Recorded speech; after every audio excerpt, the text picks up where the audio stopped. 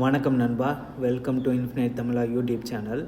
இன்றைக்கி நம்ம பார்க்க போகிறது தமிழில் இதுவரைக்கும் எழுதப்பட்டிருந்த 10 சிறந்த நூட்கள்.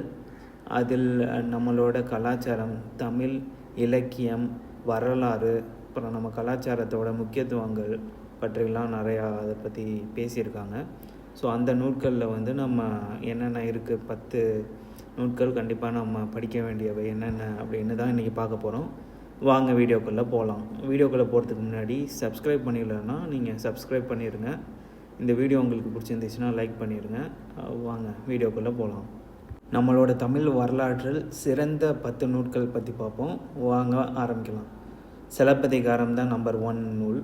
சிலப்பதிகாரத்தை இயற்றியவர் இல்லைன்னா எழுதியவர்னு சொல்லலாம் இளங்கோ அடிகள். இதை வந்து சங்க காலத்தின் பின் வந்த பஞ்ச காவியங்களில் ஒன்று அப்படின்னு சொல்கிறாங்க. இதில் முக்கியமாக இருக்கிறது எல்லாமே சமூக விஷயம், தமிழர்களின் சமூகம், அதுக்கப்புறம் அரசியல், அப்புறம் லாஸ்ட்டாக வந்து நீதிமுறை, இதை பற்றின வரலாறு கண்ணோட்டம்லாம் கொடுக்குது. இதை பற்றி நம்ம மீண்டும் வரும் காணொளிகள் பார்ப்போம். நெக்ஸ்ட்டு செகண்டாக பார்க்க போகிறது மணிமேகலை. மணிமேகலை நூலை இயற்றியவர் சீத்தலை சாத்தனார். அவர் தான் அதை எழுதியிருக்காங்க. இதுக்கு முன்னாடி நம்ம சிலப்பதிகாரம் பற்றி பார்த்தோம்ல, அதோட தொடர்ச்சி காவியமாக தான் இதை கொண்டு வந்திருக்காங்க. இது அந்த டைமில் இருந்த பௌத்தம், தமிழர் கடல் வர்த்தகம், கடலில் நம்ம எப்படிலாம் வர்த்தகம் பண்ணியிருக்கோம், அப்புறம் அந்த காலத்தில் நம்மளோட சிந்தனைகள்லாம் எப்படி இருந்துச்சுங்கிறத பற்றிலாம் நிறையா எழுதியிருக்கிறதா சொல்லியிருக்காங்க. நெக்ஸ்ட்டு நம்ம பார்க்க போகிறது புறநானூறு. இது வந்து நம்மளோட சங்க இலக்கியம். காலத்தில் இருக்கும் போது நம்மளோட அரசர்கள், வீரர்கள், போர்கள், சமூக வாழ்க்கை, அதெல்லாம் பற்றி வந்து நிறையா சொல்லியிருக்காங்க. நம்மளோட புறநானூரில் வந்து நம்மளோட அதிகபட்சமான வரலாற்று தரவுகள்லாம் இருக்கிறதா சொல்லியிருக்காங்க. கண்டிப்பாக இந்த நூலையும் நீங்கள் படித்து பாருங்கள். 4வதாக பார்க்க போகிறது அகநானூறு. இதெல்லாம் பற்றி நம்ம ஸ்கூல்லலாம் நிறையா படிச்சிருப்போம். இதுவும் சங்க இலக்கியங்களில் ஒன்று. அகநானூரில் வந்து தமிழர்களின் காதல், குடும்பம், சமூக வாழ்க்கை, இதெல்லாம் பற்றி நிறையா சொல்லியிருக்காங்க. இதை படித்தோன்னா நம்மளோட இல்வாழ்க்கை மற்றும் குடும்ப சூழ்நிலை, அதுக்கப்புறம் சமூகத்தில் எப்படிலாம் நம்ம வாழலாங்கிறத பற்றி நிறையா சொல்லியிருப்பாங்க. நம்ம வரக்கூடிய காணொளிகளில் இதை பற்றிலாம் நம்ம பார்ப்போம். நெக்ஸ்ட்டு வந்து தொல்காப்பியம். தொல்காப்பியத்தை இயற்றியவர் வந்து தொல்காப்பியர். பார்க்குற 5வது நூலான தொல்காப்பியத்தில் வந்து தமிழர்களின் சமூகம், நிலம், வாழ்க்கை முறை குறித்த முக்கியமான வரலாறு நூல் தான் இது. இலக்கணம் பற்றிலாம் ரொம்ப டீப்பாக இதில் கொடுத்துருக்கிறதா சொல்கிறாங்க. நெக்ஸ்ட் 6வதாக நம்ம பார்க்க போகிறது பரிபாடல். சங்க இலக்கியங்களில் இதுவும் ஒன்று. இப்போ இந்த பரிபாடலில் நம்ம பார்க்கும்போது கங்கை, குமரி, கடவுள் வழிபாடு, பண்டைய தமிழ்நாட்டின் புவியியல் பற்றி தகவல்லாம் இந்த பரிபாடலில் இருக்குது. ஸோ இதை பற்றியும் நீங்கள் இன்ட்ரெஸ்டடாக இருந்தால் பாருங்கள். 7வதாக பார்க்க போகிறது திருக்குறள். திருக்குறளை இயற்றியவர் திருவள்ளுவர். இதில் நம்ம இதுதான் முக்கால்வாசி நம்மளோட தமிழர்கள் எல்லாருக்குமே ரொம்ப தெரிஞ்ச நூல். அதுவும் இல்லாமல் கண்டிப்பாக நம்ம இதை பற்றி நிறையா படிச்சிருப்போம்.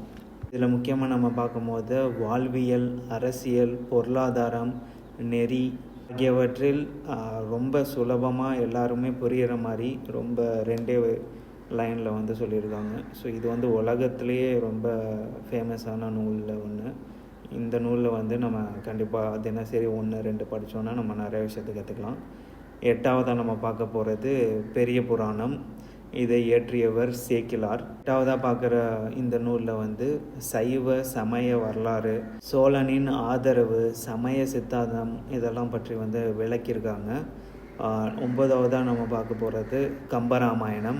இதை இயற்றியவர் கம்பர். கம்பராமாயணம் என்கிறது இலக்கியத்தில் பெரும் சாதனை அப்படின்னு சொல்கிறாங்க. இது அக்காலத்தின் அரசியல், சமூகம் பற்றியெல்லாம் நிறையவே இதில் குறிப்புகள்லாம் இருக்கிறது. கம்பராமாயணம் உங்களால் முடிஞ்சால் படித்து பாருங்கள். இந்த புக்கெல்லாம் வந்து முதல்ல ஃபஸ்ட்டு வாங்குங்க. வாங்கினதுக்கப்புறம் அதை பற்றி நீங்கள் 1 by 1 பேஜில் ஏதாச்சும் நீங்கள் பார்க்கலாம். அதுக்கப்புறம் 10வதாக நம்ம பார்க்க போகிறது நாட்டுப்புற கதைகள் மற்றும் பாடல்கள். இதுதான் நம்ம 10வதாக பார்க்குறோம்.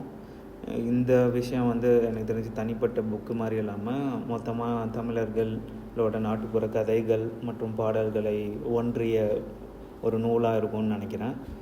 இந்த புக்கோட லிங்க்கெல்லாம் முடிஞ்சால் நான் கொடுக்குறேன். இல்லைன்னா வரக்கூடிய காணொளிகளில் வந்து நம்ம தனித்தனியாக பார்க்கும்போது அதுக்கான புக்கோட லிங்க் அதெல்லாம் நான் கொடுக்குறேன், நீங்கள் கண்டிப்பாக அதுவும் பாருங்கள். இப்போ இந்த நாட்டுப்புற கதைகள் மற்றும் பாடல்களில் என்னென்ன இருக்க போகுதுன்னா, தமிழர் மக்களின் வாழ்க்கை, கலாச்சாரம், பழக்க வழக்கங்கள், சமூக நிலை இதெல்லாம் பற்றி உண்மையான மற்றும் வரலாற்று சார்ந்த விஷயங்கள் எல்லாமே கொடுத்துருப்பாங்க.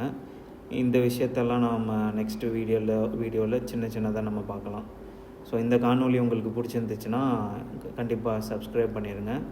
மொத்தமாக நம்ம ஒரு 10 நூட்கள் பார்த்துருக்கோம். இதில் நீங்கள் எதுவும் படிச்சிருந்தீங்கன்னா அதை பற்றின கருத்துக்கள், அந்த நூலோட முக்கியத்துவங்கள் பற்றிலாம் கமெண்ட்டில் போடுங்க. நன்றி, வணக்கம்.